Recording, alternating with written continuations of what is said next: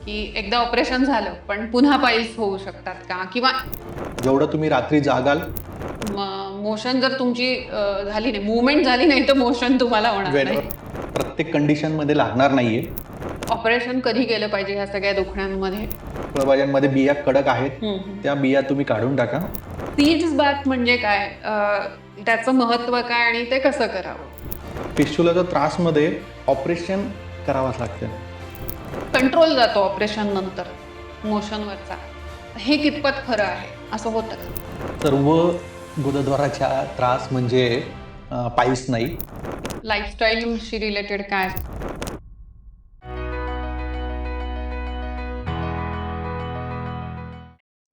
नमस्कार, मी doctor Isha. Doctor Isha's palette ह्या आपल्या यूट्यूब चॅनलमध्ये आपल्या सगळ्यांचं मनपूर्वक स्वागत आहे.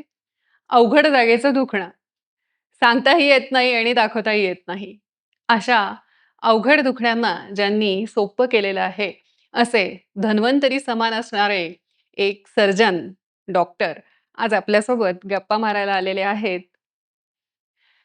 ठाण्यातील प्रथितयश सर्जन, 15 वर्षांचा अनुभव ज्यांच्या गाठीशी आहे असे डॉक्टर भूषण संघवीजी आज आपल्यासोबत मूळव्याध तसंच त्या जागेमध्ये शौचाच्या ठिकाणी जे काही आजार होतात आपल्याला त्याबद्दल बोलण्यासाठी म्हणून इथे उपस्थित आहेत. डॉक्टर भूषण, तुमचं खूप खूप स्वागत आमच्या ह्या पॉडकास्टमध्ये. तसंच खूप धन्यवाद. आज डॉक्टर इतके बिझी आहेत की हा पॉडकास्ट झाल्यानंतर सुद्धा त्यांची एक सर्जरी लाईनअप आहे, रविवार असून सुद्धा. त्यामुळे त्या अशा बिझी शेड्यूलमधून सुद्धा त्यांनी आपल्याला वेळ दिला. त्याबद्दल खूप खूप धन्यवाद आणि खूप स्वागत तुमचं. खूप खूप धन्यवाद डॉक्टर ईशा. तुम्ही तुमच्या डॉक्टर ईशाज पॅलेट यूट्यूब चॅनलवर मला इन्व्हाइट केलं आणि मला तुमचं कौतुकही करायचं आहे. तुम्ही डॉक्टर ईशाज पॅलेट या चॅनलद्वारे जी रुग्णसेवा करतायत, समाजाचं प्रबोधन करतायत, ते खूप उत्कृष्ट आहे आणि ते तुम्ही ह्यापुढेही मोठ्या प्रमाणात करत राहावं ही माझी अपेक्षा आहे आणि त्यासाठी तुम्हाला खूप खूप खूप खूप शुभेच्छा. So thanks a lot. सरांना मी काही प्रश्न विचारणार आहे आणि त्याच्यातून आपल्याला खूप सारी माहिती सरांकडनं अर्थातच मिळणार आहे. त्यांचा जो काही अनुभव आहे दांडगा ह्या विषयातला. तर तुमच्या आमच्या मनातील जे प्रश्न आहेत, त्या प्रश्नांपासून पहिल्यांदा सुरुवात करूयात. सर, मला सांगा की मूळव्याध किंवा अवघड जागेची दुखणी असं ज्यावेळेला आपण म्हणतो, तर पेशंट जेव्हा येतात आपल्याकडे तेव्हा त्यांची अशी कंप्लेंट असते की मला त्या जागेचा त्रास आहे म्हणजे मला मूळव्याध आहे. तर सगळीच जे काही तिथे त्रास होतात ते म्हणजे सरसकट मूळव्याध असं सामान्य भाषेत सामान्य लोक म्हणतात. पण खरं तसं असतं का? म्हणजे तिथे काही झालं तरी मूळव्याध असं असतं का? म्हणजे तिथे काही वेगवेगळे पण आजार होत असतील तर त्याचं काय तुम्ही सांगू शकाल? त्याचं सविस्तर वर्णन. सर्वप्रथम मी स्पष्ट सांगेल का जर तुम्हाला टॉयलेटच्या जागेवर म्हणजे शौच्या जागेवर किंवा अवघड जागेवर काही त्रास झाला तर ते मूळव्याधच आहे असं नाही. त्या जागी बऱ्याच प्रकारचे आजार होतात. तिथे हिमोरॉइड सारखा त्रास होऊ शकतो, ज्याच्यामध्ये फिशर सारखे त्रास होऊ शकतो. तिथे पेरियनल ॲब्सेस सारखा त्रास होऊ शकतो. तिथे फिस्टुला सारखा आजार होऊ शकतो. पेरियनल हिमॅटोमा म्हणून एक आजार आहे तो सुद्धा असू शकतो. किंवा तिथे पायलोइडल सायनस सारखा आजार पण असू शकतो. Even हिमोरॉइड्समध्ये internal haemorrhoids, external haemorrhoids असा एक प्रकार आहे, त्याच्यापैकी एक काही असू शकतो. इंटर्नल हिमोरॉइड्स पाईल्स जे कॉमनली लोक म्हणतात पाईल्स, ते ऍक्च्युअली हिमोरॉइड आहे. जर फिशरमध्ये जखम झालेली आहे, फिस्टुलामध्ये भगंदर हा जो आजार आहे तो फिस्टुला आहे. तर वेगवेगळे वेगवेगळे आजार आहेत आणि ते सर्व आजार मूळव्याध आहे म्हणूनच ट्रीट नाही झाले पाहिजे किंवा लोकांना काही त्रास झालाय, मला मूळव्याध झालाय असा समज करून नाही घ्यायला पाहिजे. त्यांनी त्याला काय एक्झॅक्ट त्रास आहे हे म्हणजे जे काही स्पेशलिस्ट आहे, जे तज्ञ आहेत त्यांच्याकडून समजून घेतलं पाहिजे. बरोबर आहे. म्हणजे थोडक्यात काय की सामान्य भाषेत जरी आपण मूळव्याध म्हणत असलो तरी त्याचे वेगवेगळे प्रकार आहेत. प्रकारपेक्षा तिथे वेगवेगळे आजार आहेत. म्हणजे वेगवेगळे आजार आहेत त्याचे. बरोबर. आणि त्यांना वेगवेगळी नावं आहेत, त्याची ट्रीटमेंट पण वेगवेगळी होते. हो, बरोबर. तर अशाच अनुषंगाने माझा पुढचा प्रश्न आहे की मग हे सगळे जे काही piles, fissure, fistula, pilonidal sinus, perianal abscess ह्या सगळ्यांचं जी काही लक्षणं असतात, तर त्याचं आपण डिफरन्शियल डायग्नोसिस जे म्हणतो आपल्या मेडिकल टर्ममध्ये, की ह्याला कसं ओळखणार? म्हणजे साध्या सगळ्यांना समजेल अशा भाषेत, की कसं? आता समजा हिमोरॉइड्स म्हणजे पाईल्स आहे.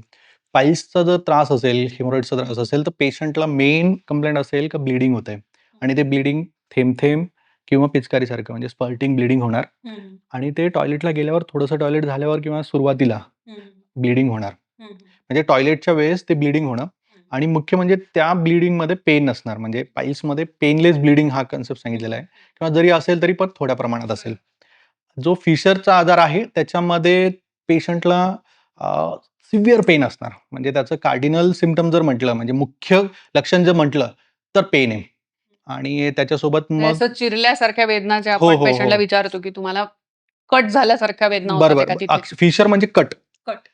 तो मेडिकल टर्ममध्ये फिशर म्हटलं, पण ते सर्वसामान्य भाषेत ते कट आहे. कट आहे. ते गुदद्वाराची आतली जी स्किन आहे, त्याला जी हार्ड जर स्टूल पास झाली किंवा काही कारणामुळे खूप वेळा संडास केल्यामुळे किंवा कुंतल्यामुळे, कुठल्याही कारणामुळे आतली जी स्किन जर कट झाली, तर त्याच्यामुळे तिथे फिशर तयार होतात आणि त्याच्यामध्ये मेन प्रॉब्लेम आहे की तिथे पेन राहणार आणि दुसरी गोष्ट म्हणजे जर ब्लीडिंग असेल, तर ते ब्लीडिंग टॉयलेटला लागून येतं. खूप कमी वेळात स्पर्टिंग ब्लीड होतं. जर खूप फिशर जर खूप मोठ्या प्रमाणात आणि खोलवर जर गेले, तर त्यातून जास्त रक्तस्राव पण होऊ शकतो. पण मेन फिशरचं लक्षण आहे का त्याच्यात पेन होणार, जे ब्लीडिंग होणार ते स्टूलला लागून येणार आणि त्याच्यामध्ये खूप आग होणार पेशंटला. हे मेन लक्षण आहे. त्याच्यानंतर फिस्चुलाचा पेरियनल ॲब्सेस बोलूया. पेरियनल ॲब्सेसमध्ये गुदद्वाराच्या बाजूला सूज येणार आणि तिथे वेदना खूप असणार. त्या सूजमुळे पेशंटला ताप येणार, अंगात कणकणी राहणार आणि ती सूज त्याच्यामध्ये पस भरलेला असतो.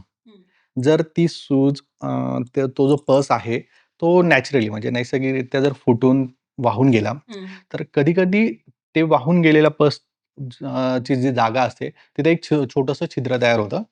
फोडी तयार होते, पुळी तयार होते आणि त्याच्यातून सारखा कंटिन्युअस पाणी किंवा पस किंवा रक्तस्राव होत असतो.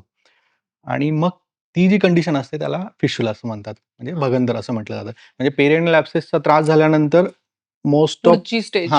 मोस्ट ऑफ पेशंटला त्याच्यानंतर फिस्चुलाचे त्रास बसतात.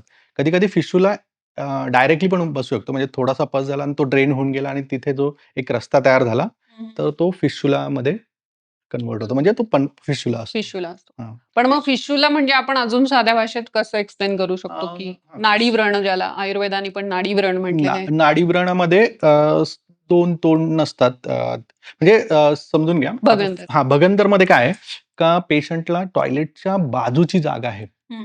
तिथे एक फोडी असणार आहे. बरोबर आहे. त्या फोडीतून सारखं पाणी येत राहणार आहे बरोबर. किंवा पस येत राहणार आहे किंवा रक्तस्राव होणार आहे. बरोबर. ते जे काही बाहेर जसं तोंड आहे, तसंच एक तोंड त्याचं गुदद्वाराच्या आतमध्ये राहणार आतमधल्या आहे. बाजूला पण असते. आणि ती जी 2 तोंड आहेत, ती एकमेकांना कनेक्टेड आहेत. हां.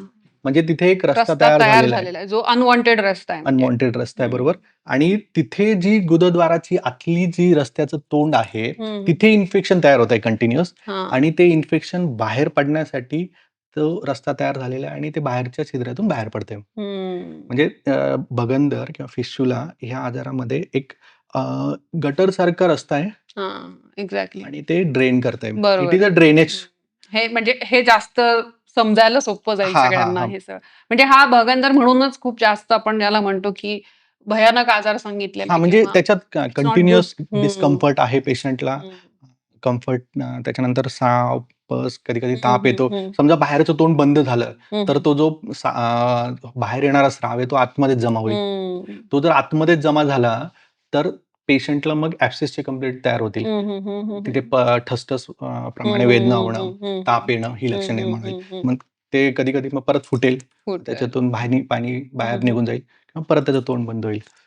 असं आहे. अजून एक आजार आहे पेरियनल हिमॅटोमा बद्दल मी तुम्हाला बोललो होतो. पेरियनल हिमॅटोमामध्ये म्हणजे काय? टॉयलेटच्या जागेच्या बाजूला कधी-कधी खूप जोरात कुंथावं लागलं, जोर लावून टॉयलेटला केलं, तर ज्या ब्लड वेसल्स असतात गुदद्वाराच्या बाजूच्या, त्या रप्चर होतात आणि तिथून ब्लीडिंग होतं. पण ते स्किनच्या खालीच मग बाहेर येत नाही. कन्सील्ड ब्लीडिंग होतं. जसं आपण म्हणजे मुक्कामार म्हणतो, की त्याच्यात हो, जसं हो. ब्लीडिंग बरोबर, होतं ना बरोबर, आतमध्ये. बरोबर. मुक्कामारसारखं आहे आणि ते टॉयलेटच्या जागी मग तो रक्ताचा एक छोटीशी गाठ तयार तयार होते. होते. ते पेरियनल हिमॅटोमा असतो. त्याच्यामध्ये पेन सिग्निफिकंट असतं हं, हं, आणि हं. त्या हिमॅटोमामध्ये कधी-कधी इन्फेक्शन जर बसलं तर त्याच्यामुळे पण ॲब्सेस तयार होतात. हां. मग त्याचं पुन्हा परत रूपांतर मग हे हां, सगळे त्याचं मग प्रत्येक पेशंटला त्याच्यात इन्फेक्शन होईल असं नाही. पण तो एक आजार आहे. हं, ब्लीडिंग हं. झालंय आणि ते पण एक हिमॅटोमा तयार कंडिशन झाला. आहे. म्हणजे बऱ्याच कंडिशन आहे. वेळा आपण म्हटलं, की प्रत्येक वेळेस मला मूळव्याध आहे आणि आता मूळव्याधीचं कुठलंतरी औषध घ्यायचं झाडपाल्याचं जाऊन. तर हे खरं तर योग्य नाहीये. म्हणजे जरी मी आयुर्वेदिक डॉक्टर असली, तरी मी पेशंटला तेच सांगत असते, की आपण काही तोच माझा पुढचा प्रश्न आहे, की सगळी जी काही म्हणजे हे जे काही आजार असतात, तर हे औषधांनी बरे होतात का? आणि बरे होत असतील तर कुठल्या प्रकारे कंडिशनमध्ये असतील तर बरे होतील आणि कुठले शस्त्रकर्म की याच्यामध्ये सर्जरी गरजेची आहे? काय सांगाल तुमच्या अनुभवातून? सर्व आजार तर औषधांनी पण पूर्ण बरे होऊ शकत नाहीत आणि सर्व आजारांना ऑपरेशनची पण गरज नाही. हे दोन्ही गोष्टी एकदम क्लिअर आहे. बरोबर आहे. समजा आता पेशंट माझ्याकडे आलाय आणि तो रक्तस्राव म्हणून कंप्लेंट सांगतोय, "डॉक्टर हं, मला टॉयलेटला जाताना रक्त निघतंय." हं, आता त्याने सांगितलं दुखत वगैरे नाहीये मला. मी त्याला तपासलं. तपासण्याच्या खेरीज मला माझं निदान झालं की याला पाईल्स आहे, हिमोरॉइड्स आहेत. पण ती सुरुवातीचं आहे. म्हणजे first degree, second degree haemorrhoids आहेत. त्याच्यामध्ये ब्लीडिंग होतंय. तर अशा कंडिशनमध्ये औषधांनी पूर्णपणे आजार कंट्रोलमध्ये राहू शकतो. त्याच्यानंतर माझ्याकडे जर पेशंट आला, तो म्हणतोय, "डॉक्टर मला खूप वेदना होत आहे. संडासमध्ये रक्त पडतंय." मी तपासल्यावर मी निदान केलं की याला ॲक्यूट फिशर आहे. फिशरमध्ये 2 टाइप्स आहे, ॲक्यूट आणि क्रॉनिक फिशर. ॲक्यूट म्हणजे आत्ता पहिल्यांदा नव्याने झालेलं आहे हं. आणि क्रॉनिक म्हणजे म्हणजे कट जिथे जुनाट. जखम होते. हां, हां. फिशर हं. म्हणजे कट. जखम. हं, नव्याने झालेली जखम आहे. ते ॲक्यूट फिशरमध्ये आहे आणि क्रॉनिक फिशर म्हणजे वारंवार त्याला त्रास होऊन ते जुनाट हं, झालेलं हं, आहे. हं, तर जो ॲक्यूट फिशरची कंडिशन असेल त्याच्यामध्ये पण औषधांनी पूर्णपणे आराम मिळतो. हं, फक्त त्याच्यानंतर जे पण फिशर होण्याची जी कारणं आहेत मुख्य, हं, ती तुम्ही टाळली पाहिजे. हं, हं, हं, नाहीतर तुम्हाला आत्ता बरं वाटलं, थोड्या दिवसांनी तुम्ही परत तीच गोष्ट केली आणि हं, तुम्हाला पुन्हा फिशर बसलं, तर मग ते ॲक्यूट फिशर कन्व्हर्ट्स इंटू हं, क्रॉनिक फिशर असं आहे. तर क्रॉनिक फिशरमध्ये मग ऑपरेशनचा वापर करावा लागतो. त्यानेच त्या पेशंटला पूर्णपणे बरं वाटतं. फिस्चुला हा आजार पूर्णपणे सर्जिकल ऑपरेशन आजार आहे. म्हणजे तिथे औषधं दिल्याने तात्पुरता, थोड्या काळापुरता फक्त इन्फेक्शन ड्रेन होणं म्हणजे इन्फेक्शन सुकून जाईल, पण तो रस्ता क्लिअर होणार नाही. हं, हं, हं, आणि तो रस्ता जोपर्यंत क्लिअर होणार नाही, त्याला हं, हं, आराम मिळणार नाही. म्हणजे तुम्ही औषधांचा जोपर्यंत त्याच्या शरीरात असर असेल, हं, इफेक्ट असेल, तोपर्यंत त्याला आजार कंट्रोलमध्ये असल्यासारखं वाटेल. तो हं, पूर्ण जाणार नाही. तो पुन्हा उद्भवेल, हं, असं हं, आहे. हं, फिस्चुलामध्ये पूर्णपणे ऑपरेशन हीच फायनल ट्रीटमेंट आहे. हं, हं. त्याच्यानंतर पेरियानेल हिमॅटोमाला आपण पूर्णपणे औषधांनी बरं करू शकतो. हां. फक्त त्याला थोडा एक वेळ द्यावा लागतो.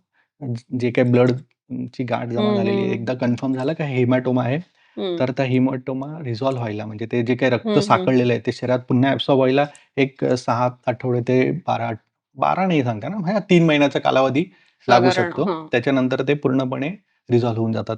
कधी-कधी जर हिमॅटोमामध्ये इन्फेक्शन झालं, तर मग हं, ते हं, ड्रेन हं. करावं लागतात किंवा खूप मोठा हिमॅटोमा आहे आणि पेशंटला खूप सिव्हिअर पेन होतंय, त्याला नाही बिअर होतंय, तर मग त्या कंडिशनमध्ये आय-एन-डी आपण आपण ज्याला ड्रेन म्हणतो. करतो तो इन्सिजन हिमॅटोमा. End drain. असं आहे. हं. पायलोनिडल सायनसवर जो आजार आहे त्याच्यामध्ये म्हणजे ॲक्चुअली तो गुदद्वाराच्या थोडा वरती आहे. हं, हं, हं. त्याच्यामध्ये जे 2 बटक्सच्या मध्ये हं, हं. सूज तयार होते हं, हं, आणि त्या हं. सूजमधून पाणी येतं. हं. ते ॲक्चुअली सूज जे काही बटक्सवरचे हेअर्स असतात, हं, हं. ते स्किनच्या आतमध्ये निगेटिव्ह प्रेशरने सक होतात. हां, हां, जी हां. लोकं कंटिन्यूअस बसून राहत आहे, बसून असं ड्रायव्हर ड्रायव्हर्स आहेत वगैरे. हां. हां, ज्या लोकांचं बैठा काम आहे, त्या लोकांना तिथली जी स्किनवरचे जे हेअर्स हं, असतात हं. ते ब्रेक होतात फ्रिक्शनमुळे आणि हं. ते आतमध्ये स्किनच्या आतमध्ये हं, हं. निगेटिव्ह प्रेशरने सक होतात हं, हं. आणि मग ते तिथे जाऊन घरटं करतात हं, हं. आणि त्या घरट्यामध्ये इन्फेक्शन तयार होतं हं, हं. आणि मग तो आजार पायलोनिडल सायनस असतो. त्या त्या आजारामध्ये पण ऑपरेशन लागतंय. हं, हं, त्या हं. आजाराने तुम्ही औषधं दिले तर तात्पुरता आराम मिळेल, हं, पण हं, हं. तो आजार पूर्णपणे बरा होणार नाही. हं. असं आहे. तर सगळ्याच कंडिशनमध्ये तुम्हाला ऑपरेशनची गरज नाहीये. हं, हं, हं. काही आजार असे आहेत की ते औषधांनी पूर्णपणे मॅनेज होऊ शकतात. हं. मुळापासूनही तुम्ही मॅनेज करू शकतात.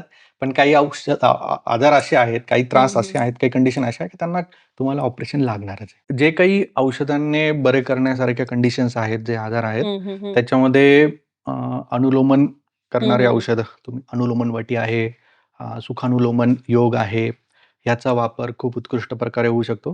कारण त्याच्याने पोट साफ व्हायला मदत होणार आहे आणि जर तुमचं पोट साफ राहिलं, नरम राहिलं, तर हे आजार बऱ्यापैकी कंट्रोलमध्ये राहतात.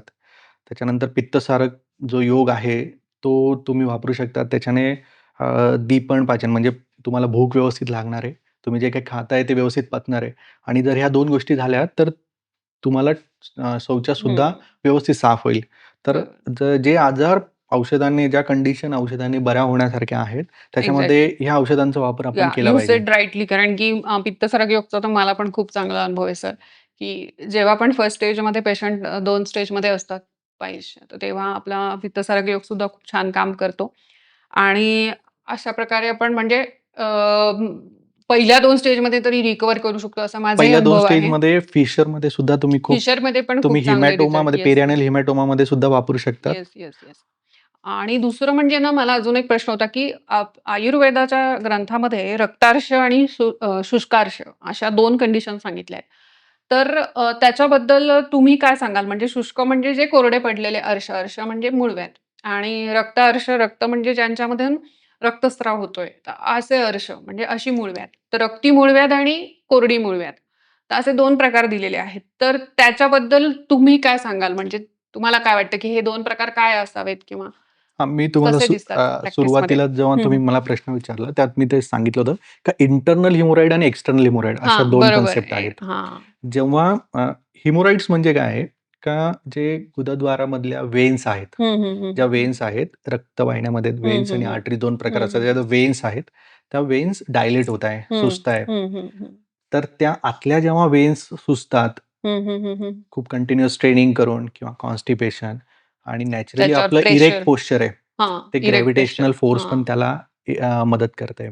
तर ह्या सर्व कारणांमुळे त्या ज्या वेन्स आहेत ते डायलेट होत आहे, फुगत आहे. हं. त्या आतल्या जेव्हा होत आहे ना, तेव्हा ते इंटर्नल हिमोरॉइड्स आहे आणि त्यामध्ये ब्लीडिंग खूप मोठ्या प्रमाणात होतं. बरोबर. कारण जी सुजलेली वेन्स आहे हं. त्याच्यावरून जर हार्ड स्टूल थोडंही टच करून गेलं, हं. तर त्या वेनला तो ब्रेक करेल आणि हो. तिथून कंटिन्युअस ब्लीडिंग होईल. बरोबर, बरोबर. मग तो रक्तार्श तुम्ही जो म्हणतात तो. श्राव्य अर्श हां, व्हॉटएव्हर. रक्तअर्श. हं. त्याच्यानंतर एक्सटर्नल ब्लड वेसलचं पण प्लेक्सस असतं. हं, हं, हं.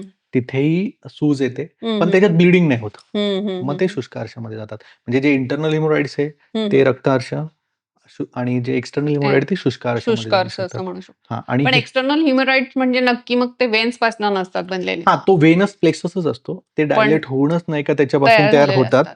आणि ह्या एक्सटर्नल हिमोरॉइड्समध्ये जनरली सर्जरी रेकमेंड करायची म्हणजे सर्जरीचं तसं खूप मस्ट नाहीये. मस्त हां, नाहीये. पण इंटर्नल हिमोरॉइड्स आहेत जे 3rd आणि 4th डिग्रीमध्ये जेव्हा प्रोलॅप्स होतात, ते थ्रोम्बोज होतात म्हणजे सुजतात खूप, तर त्याला ऑपरेशन मग गरजेचं गरजेचं लावून पडतं. जातं. ओके. एक्सटर्नल हिमोरॉइड्स तुम्ही फक्त त्यांचं कॉन्स्टिपेशन, अनुलोमन औषधांनी मॅनेज केलं. हं, हं. सुखारुळेचन जे औषध आहे त्याच्याने फक्त ते मॅनेज केलं. मॅनेज केलं. तर ते जे काही डायलेटेड व्हेनस प्लेक्सस हं, असतं हं. ते कोलॅप्स होऊन जातं आणि त्याचा त्रास कमी कमी होतो. होतो. फक्त बरोबर तुम्हाला आहे. एक लक्षात ठेवायचं आहे का टॉयलेटला अ, सॉफ्ट औषधं झाली. वापरून किंवा तुमचं हं, हं. डायट मॅनेजमेंट, एक्सरसाइज याच्याने सॉफ्ट झाली सॉफ्ट पाहिजे. ठेवलं पाहिजे. बरोबर. आणि अजून एक प्रश्न होता, की मूळव्याध जी असते ती असं म्हणतात, की जी अ, मूळव्याध आहे खरी, ज्याला आपण ट्रू पाईल्स असं पण बऱ्याच वेळा म्हटलं जातं, की ते दुखत नाही, पण ते रक्तस्राव होतो. तर असं का होतं म्हणजे की ते का दुखत नाहीत? हिमोरॉइड जे आहे ना, हं, हं. ते पेनलेस ब्लीडिंग त्याचं एक मुख्य लक्षण म्हणजे कार्डिनल सिम्प्टम सांगितलेलं आहे. हं, हं. तर ते काय आहे? तुम्ही जो मला प्रश्न विचारला त्याचं उत्तर देतो. का डेंटेड लाईन म्हणून एक एनल कॅनलमध्ये एक एरिया आहे, हं, हं. रचना आहे. हं, हं. त्या डेंटेड लाईनच्या वरती जो काही त्रास होईल ना, तो हं. पेनलेस असेल. हं, हं, हं. जे शरीराचं नर्व्हस सिस्टममध्ये हं, हं. जे रचना झालेली आहे त्याच्यामुळे जो डेंटेड लाईनचा वरचा भाग आहे, हं, हं. त्याच्यात जर काही त्रास झाला तर तो पेनलेस असणार आहे आणि त्याच्या खाली जो त्रास होणार आहे त्याच्यामध्ये तुम्हाला वेदना होणार आहे प्रचंड. हं, हं. तर पाईल्स जे आहे ते डेंटेड लाईनच्या वरती असतात. ज्या वेन्स असतात तिथे कोलॅप्स त्या सुजतात आणि त्याच्यापासून पाईल्स तयार होतात. त्याच्यामुळे त्याच्यात पेन हा फॅक्टर नसतो. हं, हं. समजा जर पाईल्स असेल आणि त्याच्याबरोबर फिशर असेल तर मग त्याच्यामुळे वेदना होतात आणि हां. आपल्याला वाटतं मला ह्याच्यामुळे वेदना होते. पण मूळव्याधीमुळे ते झाल्या.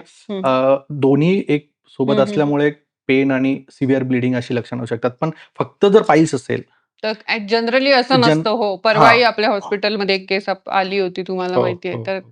ठाण्याच्या हॉस्पिटलमध्ये. तर तेच त्या मुलीला ड्रॉप बाय ब्लीडिंग होत होतं. तर तिला ॲक्चुअली मी न बघता पण मी सांगितलं, की हे तुझे पाईल्सच असतील. पण अर्थातच तपासणी करणं गरजेचं असतं. त्यामुळे लक्षणांवरनं ओळखणं आणि पुढे जाऊन त्याची तपासणी करणं हेच खूप महत्त्वाचं असतं. आणि मग सरांनी जेव्हा तिला तपासलं तेव्हा ते अर्थात ते पाईल्सच निघाले. तर मला त्याच्या अनुषंगाने एक प्रश्न विचारायचा आहे तुम्हाला सर, की अशा प्रकारे ह्याच्यामध्ये इन्व्हेस्टिगेशन्स काय किंवा आपण ह्याला कसं डायग्नोज करतो? पहिले तर रुग्णाची लक्षणं. हं. रुग्णाच्या लक्षणावरून एक हं, हं. अंदाज येतो की ह्याला काय हं, त्रास हं, होऊ हं. शकतो. हं, हं, हं. त्याच्यानंतर रुग्ण जेव्हा एक्झामिनेशन टेबलवर आपण घेतो, हं, हं. त्याच्यामध्ये डिजिटल एक्झामिनेशन आपण करतो. हो. म्हणजे टॉयलेटच्या जागी आपण फिंगरद्वारे तपास करतो. त्याच्यातून आपल्याला बऱ्यापैकी त्या आजाराची कल्पना येते. दुसरं एक प्रोक्टोस्कोपी म्हणून हे असतं, हं. इन्व्हेस्टिगेशन असतं. प्रोक्टोस्कोप म्हणून एक छोटं पाईप असतो. हं, हं. तो दुर्बीणसारखा असतो आणि जवळपास 3 इंचापर्यंत त्याची लेंथ असते. हं. त्याचा वापर करून आपण आतला जो गुदद्वाराचा भाग असतो तो हं, हं. बघतो हं. आणि त्याच्यातून आपल्याला निदान होतं का यांना हं, हं. पाईल्स आहे का अजून काही त्रास हं, हं, आहे. हं.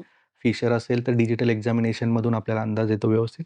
फिशुला असेल तर प्रोक्टोस्कोप टाकल्यावर गुदद्वाराच्या आतमधून आपल्याला कुठेतरी पस येतोय असा पॉइंट दिसतो. हं, हं. त्याच्यावरून आपल्याला अंदाज येतो किंवा डिजिटल एक्झामिनेशन करताना जो आतली जी स्किन असते त्याला हं, टच हं. केल्यावर कुठल्यातरी भागावर आपल्याला इरोडेड म्हणजे हं, हं, हं. खरतडपणा दिसतो. हं, हं. म्हणजे एकदम स्मूथ दिसत नाही. हं, जो हं. इर्रेग्युलर एरिया दिसतो तो हं, हं, आपण हं. प्रोबेबल ठरवू शकतो का इथे हं, हं. फिशुलाचा त्रास असू शकतो. म्हणजे डिजिटल एक्झामिनेशन, प्रोक्टोस्कोपी याच्याद्वारे वापर करू शकतो. हां, काही रुग्णांमध्ये, प्रत्येक नाही, काही रुग्णांमध्ये कोलोनोस्कोपी सुद्धा आपण हं. रेकमेंड करतो. जिथे थोडंफार डाउटफुल असेल हं, हं, हं. किंवा गुदच्या द्वाराच्या वरच्या आजाराची आपल्याला हं, शक्यता हं, वाटत हं. असेल तर आपण कोलोनोस्कोपी सारखा हं. तपास करतो ज्याच्यामध्ये पूर्ण मोठी आतडी बघितली जातात. हां, कोलॉन म्हणजे मोठी हां, आतडी मोठी आपण आतडी. त्याला. त्याचं स्कोप करणं म्हणजे त्याला त्याचा बघणं. हां, म्हणजे त्याचा त्याच्यात थोडक्यात गुरुद्वारातून एक नळीसारखं हां, बरोबर. आतमध्ये यंत्र गुदद्वारातून नळी टाकतात. दुर्बीण घालून. दुर्बीण असते त्याला हं, आणि त्याच्याद्वारे पूर्ण मोठी आतडी आपण हं, हं. तपास बघतो. करतो. ओके. ही सगळीच माहिती डॉक्टरांनी आपल्याला खूप छान दिलेली आहे. पण आता मला बेसिक प्रश्न सगळ्यांच्याच मनातला आहे, की हे होतंच का? ही सगळे जे आजार आपल्याला होतात गुदमार्गाच्या ठिकाणी, त्याची कारणं काय? गुदद्वाराची जी आजार आहे त्याच्यात सर्वात कॉमनेस्ट जे कारण आहेत, त्याच्यामध्ये कॉन्स्टिपेशन म्हणजे संडासला कडक होणं, संडासला खूप वेळा कुंथावं लागणं, हे सगळ्यात महत्त्वाचं कारण आहे. त्याच्यानंतर जर तुमच्या आहारामध्ये तंतुमय पदार्थ कमी असतील, तर अल्टिमेटली त्याच्यामुळे तुम्हाला कॉन्स्टिपेशन होतं. ज्याही गोष्टी तुम्ही रात्री जागरण केलं, त्याच्यानंतर पाण्याचा वापर कमी ठेवला, या कारणामुळे जर तुम्हाला कॉन्स्टिपेशन झालं, तर ह्या गुदद्वाराचे आजार तुम्हाला होऊ शकतात. म्हणजे मेन रिझन कॉन्स्टिपेशन आहे. हं. काही-काही लोकांना लिव्हरचे आजार असतात. त्या लिव्हरच्या आजारामुळे लिव्हरची साईज कमी झाल्यामुळे सिरोसिस ऑफ लिव्हर त्याच्यामध्ये पण पाईल्सचा त्रास होऊ शकतो. हो, बरोबर. अल्सरेटिव्ह कोलायटिस सारखे आजार असतात. त्याच्यामध्ये शरीरच ऑटोइम्यून म्हणजे ऑटोइम्यून डिसीज रिस्पॉन्स आहे. देतं. हं. त्याच्यामुळे तो आजार होऊ शकतो. टीबी सारखा आजार हं. असेल, तर त्याच्यात इम्युनिटी कमी होऊन इन्फेक्शनची टेंडन्सी खूप वाढते. वाढते आणि मग त्याच्यामुळे वेगळं. पेरिनेल ॲब्सेस सारखे त्रास खूप हं, इझिली होतात हं. आणि ते कॉम्प्लेक्स फिस्टुला सारखे हं, आजार हं. निर्माण करतात. तर मेन रिझन ह्या सर्व आजारांचं एकच आहे. लाईफस्टाईल आहे. हां, लाईफस्टाईल आणि लाईफस्टाईलमध्ये तुम्हाला कॉन्स्टिपेशन होणं. म्हणजे तुम्ही हं. असा आहार, असं विहार अशी करणं का लाईफस्टाईल तुमची ज्याच्यामुळे असणं की तुम्हाला हां, पोट साफ व्हायला त्रास होतोय. तर हे बरोबर. आजार त्या गोष्टीमुळे खूप बरोबर. कॉमन पद्धतीने थोडक्यात डॉक्टरांनी आपल्याला जे आता सांगितलं, आपली जी लाईफस्टाईल आहे किंवा जो आपला आहार-विहार आहे, तो असा आहे की ज्याच्याने आपल्याला बद्धकोष्ठता होती, आपलं पोट साफ न होणं, कॉन्स्टिपेशन होणं, असं जो होत आहे. तर मग त्याच्याच अनुषंगाने पुढचा प्रश्न येईल अर्थातच, की मग काय केलं पाहिजे, की हे होऊ नये? प्रिव्हेंटिव्ह म्हणून काय आहार, काय लाईफस्टाईल आणि जरी झालेली असेल, तरी काय खाणं-पिणं आणि लाईफस्टाईल? हा जो प्रश्न विचारला का काय केलं पाहिजे जेणेकरून हा त्रास होणार नाही. तर मी मागचा प्रश्न होता त्याच्यामध्ये बऱ्याच हं, गोष्टी हं, कव्हर केल्या हं, आहे. हं, हं, हं. तर सर्वात महत्त्वाचं म्हणजे तुम्हाला तुमच्या आहारामध्ये बदल केला पाहिजे. हं, जे पण पदार्थ ज्याच्यामध्ये मैदा पडतोय, हं, ते पदार्थ तुम्हाला टाळायचे. हं, बिस्किट, टोस्ट, खारी, पाव, तंदूर रोटी, हं, हं, नूडल्स, मॅगी, हं, पास्ता हं, हं, जेही मैद्यापासून बनलेले पदार्थ आहे ते तुम्हाला पूर्णपणे टाळायचे. हं, हं, त्याच्यानंतर तुमच्या आहारामध्ये हाय फायबर डायट असलं पाहिजे. हं, हं, फळभाज्या असल्या पाहिजे, हं, पालेभाज्या असल्या पाहिजे. जे पण फळभाज्यांमध्ये एक गोष्ट सांगतो, की हं, ज्या फळभाज्यांमध्ये बिया कडक आहेत, हं, हं, त्या बिया तुम्ही काढून टाका आणि हं, हं, मग हं, उरलेल्या फळभाजीचं सेवन करा. हं, तुम्ही भरपूर प्रमाणात फळांचं सेवन करा. भरपूर प्रमाणात म्हणजे भुकेनुसार सेवन करा, पण फळं तुमच्या आहारात असली पाहिजे. हं, त्याच्यानंतर पाण्याचा वापर तुम्ही मुबलक प्रमाणात केला पाहिजे. जवळपास 2 ते 3 लिटर तरी पाणी तुमच्या शरीरात गेलं पाहिजे, याची हं. काळजी घेतली पाहिजे. रात्री जागरण पूर्णपणे टाळलं पाहिजे. जेवढं तुम्ही रात्री जागाल, तेवढं तुम्हाला बद्धकोष्ठतेचा त्रास होईल आणि जर बद्धकोष्ठता झाली म्हणजे कॉन्स्टिपेशन झालं, हं, तर हं. तुम्ही या आजारांना निमंत्रण देताय. आणि लाईफस्टाईलशी रिलेटेड काय हां, सांगाल? लाईफस्टाईलमध्ये तुम्ही व्यायाम केला पाहिजे, योगासनं केली पाहिजे. योगासनांमध्ये अ, वज्रासन आहे, त्याच्यानंतर पश्चिमोत्तासन आहेत. योगासनाच्या बद्दल तुम्हीच मला वाटतं जास्त चांगली जास्त. माहिती देऊ शकता खरंय, माझ्यापेक्षा. खरंय. पण हां, म्हणजे बालासन वगैरे मी सांगते आणि झोपून सायकलिंग किंवा स्पाइन ट्विस्टिंग आहे. हां, या वॉकिंग आणि ह्या सगळ्यात महत्त्वाचं वॉकिंग मी सांगत असते फिजिकल पेशंटला, की ॲक्टिव्हिटी कॉन्स्टिपेशनसाठी. हो, अगदी बरोबर. Physical physical activity activity. जितकी तुम्ही कराल, पोटाचे बसून-बसून राहिलं, की ऑब्व्हियसली तिथं मोशन जर तुमची झाली नाही, मूव्हमेंट झाली नाही, तर मोशन तुम्हाला होणार नाही. व्यवस्थित होणार नाही. हां, म्हणजे तुम्हाला पोटाचे स्नायू आणि हं. पेल्विक फ्लोअरचे स्नायू हं. यांना बळ मिळालं पाहिजे, बरोबर. जेणेकरून आणि त्याच्यासाठी ज्या पण एक्सरसाइज आहेत, त्या तुम्ही केल्या पाहिजे. एक्झॅक्टली. आणि सीड्स बाथ म्हणजे काय? त्याचं महत्त्व काय आणि ते कसं करावं? सीड्स बाथ म्हणजे आता मॅडमनी पहिले विचारलं होतं का औषधी चिकित्सा काय आहे? याच्यामध्ये एक सगळे आजार औषधांनी बरे होतात का? तर औषधी चिकित्सामध्ये एक पार्ट सीड्स बाथचा पण आहे. सीड्स बाथ म्हणजे तुम्हाला पाण्याचा शेक घ्यायचा आहे.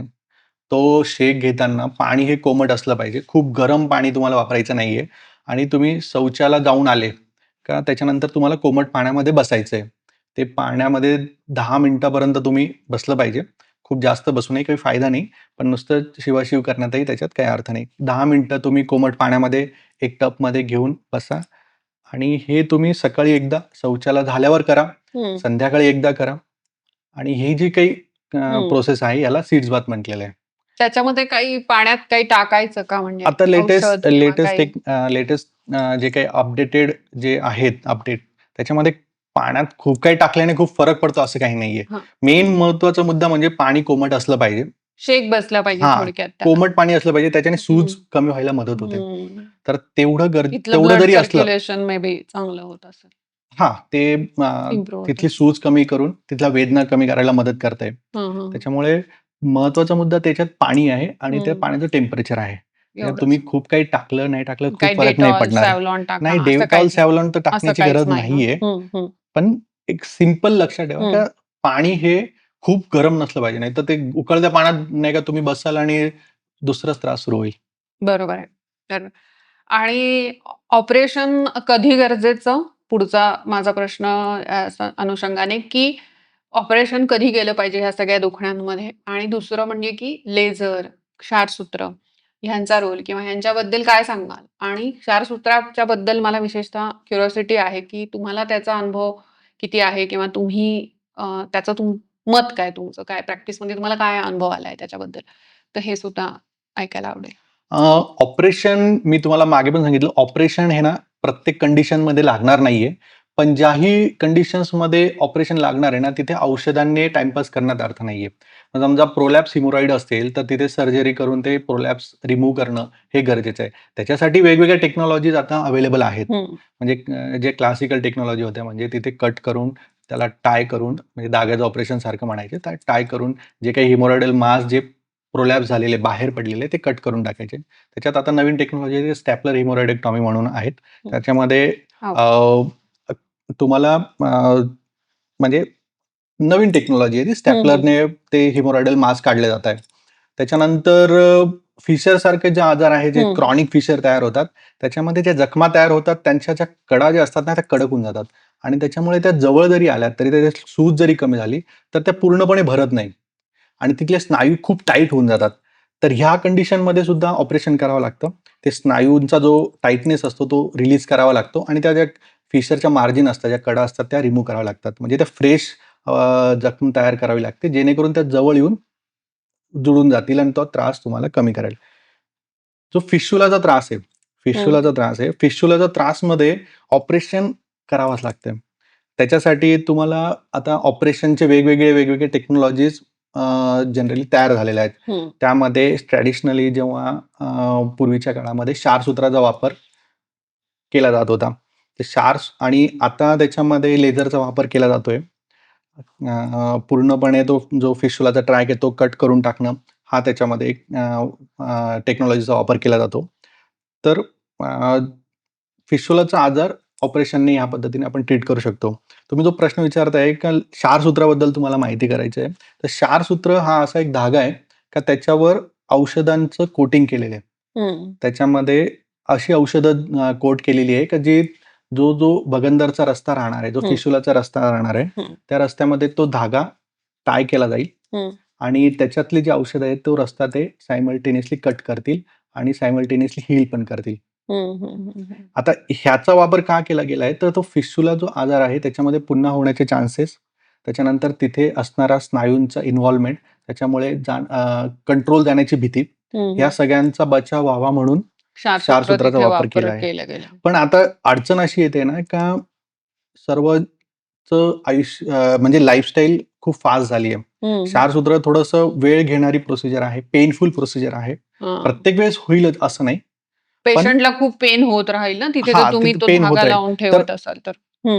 सर्व ठिकाणी आपण क्षारसूत्र नाही वापरायला पाहिजे. जी कंडिशन फिस्टुलाची कॉम्प्लेक्स आहेत, हाय एनएल फिस्टुलाज आहे, तिथे खूप स्पिंटरचा लॉस होणार आहे, तिथे क्षारसूत्र वापरा.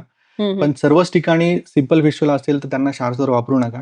तिथे ज्या कन्व्हेन्शनल जे पूर्ण फिस्टुला जो आहे तो कट करून काढून टाकणं किंवा लेझरचा वापर यांचा वापर करा. आणि म्हणजे तुम्हाला तो जो काही तुमचा आतापर्यंतचा अनुभव आहे त्याच्यानुसार तुम्ही हेच सजेस्ट कराल की क्षारसूत्र पेनफुल असेल तर ते प्रत्येक ठिकाणी यूज न करता खूपच गरज असेल हाय एनल जसं तुम्ही म्हटलात फिस्टुला वगैरे तिथेच वापरलं गेलं पाहिजे. हा बरोबर आहे. मला असं सर्व दर्शकांना सांगायची आवर्जून मी सांगेल की तुम्हाला जर आजार निदान झालाय ना तर तुम्ही डॉक्टरला असं सांगू नका, डॉक्टर मला लेझरनीच ट्रीट करा, डॉक्टर मला क्षारसूत्रांनीच ट्रीट करा, डॉक्टर मला औषधांनीच ट्रीट करा. जी तुमचा आजार आहे त्याचं जे निदान झालं आहे त्या निदानानुसार डॉक्टर तुम्हाला सल्ला देईल का तुम्हाला ही गोष्ट गरजेची आहे. म्हणजे तुम्हाला औषधांनीच फरक पडणार असेल तर डॉक्टर तुम्हाला आम्ही जे औषधं रेकमेंड करतोय ते तुम्हाला लिहून देणार. पण जर तुम्हाला ऑपरेशनच लागणार असेल आणि त्या ऑपरेशनमध्ये जर तुम्हाला लेझरने फायदा होणार असेल तर डॉक्टर तुम्हाला रेकमेंड करेल तुम्ही गो फॉर लेझर. जर तुम्हाला क्षारसूत्राचा बेनिफिट जास्त होणार असेल तर क्षारसूत्र वापर करा किंवा तुम्हाला सिंपल जे काही टेक्निक्स आहेत जनरल सर्जरीचा त्यांना फायदा होणार आहे तर त्याचा वापर केला गेला पाहिजे. म्हणजे हे तुमच्या डिसिजन मेकिंग आहे ते डॉक्टरवर सोडा. कारण की बऱ्याच वेळा असे म्हणजे हे केले जातात की आम्हाला असंच बरं करायचंय, आम्हाला तसंच बरं करायचंय. तो प्रत्येक वेळेस आपल्याच हातामध्ये असेल असं नाही ना बरं करणं. म्हणजे डॉक्टरच्या हातात आहे बरं करणं म्हणूनच त्यांचा डिसिजन हा खूप महत्वाचा आहे. आणि येस मी ह्या बाबतीत तुमच्याशी सहमत आहे. पण ऑपरेशनचे काही साईड इफेक्ट होतात त्याच्यामध्ये कंट्रोल जातो ऑपरेशन नंतर मोशनवरचा. हे कितपत खरं आहे असं होतं का? ऑपरेशन नंतर कंट्रोल जाणं हा एक गैरसमज आहे. आता ज्या काही टेक्नॉलॉजी नवीन आलेल्या आहेत त्याच्यानुसार जेव्हा आपण सर्जरी करतो तर त्याच्यामध्ये कुठल्याही प्रकारे जे स्नायू आहेत ते मोठ्या प्रमाणात कट करत नाही. जरी ते कट केले तरी त्यांना परत रिसुचरिंग केलं जातं. आता नवीन थ्रेड्स अवेलेबल आहेत त्यांचा वापर करून आपण स्फिंक्टर रिपेअर करू शकतो. हे जनरली फिस्टुलाच्या बाबतीत आहे. तर त्यामुळे ऑपरेशन केल्यानंतर शौचाचा कंट्रोल जाणं ही भीती पेशंटने काढून टाकली पाहिजे.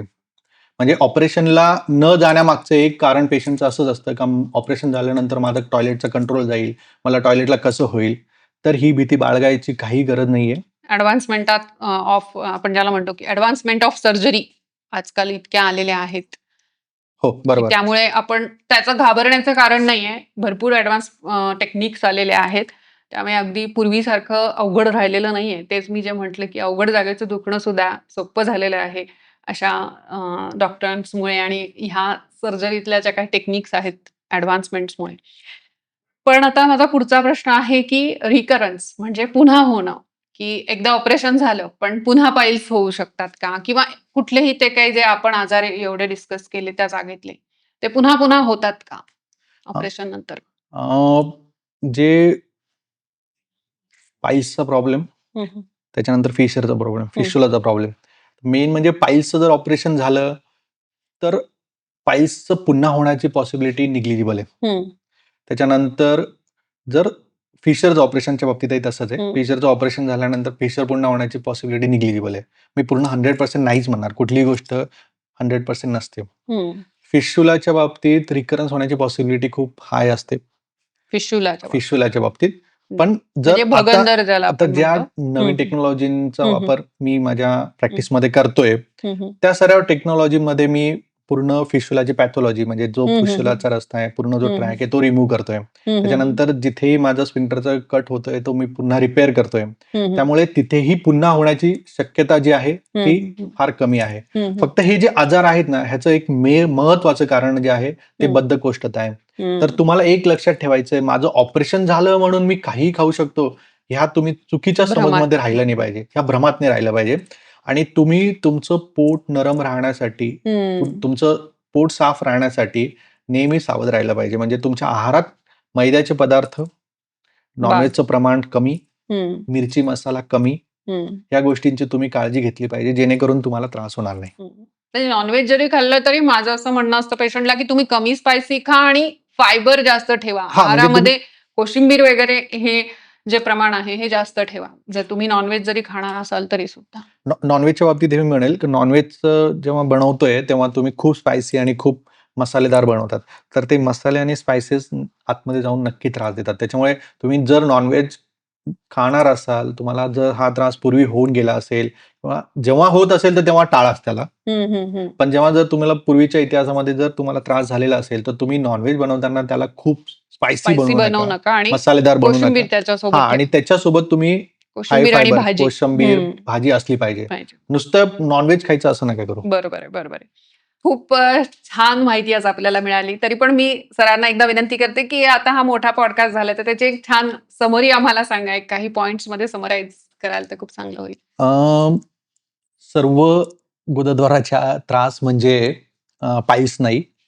तुम्ही तज्ञ डॉक्टरांचा सल्ला घ्या. तुम्हाला नक्की काय त्रास झालाय ते तुम्ही समजून घ्या. त्याच्यानंतर हे जे आजार आहेत त्याच्यात काही जे काही त्रास आहेत त्या औषधाने पूर्णपणे बरे होऊ शकतात. पण जे त्रास तुम्हाला सर्जरीने बरे होणार आहेत त्यांच्यासाठी तुम्हाला सर्जरी करावीच लागेल.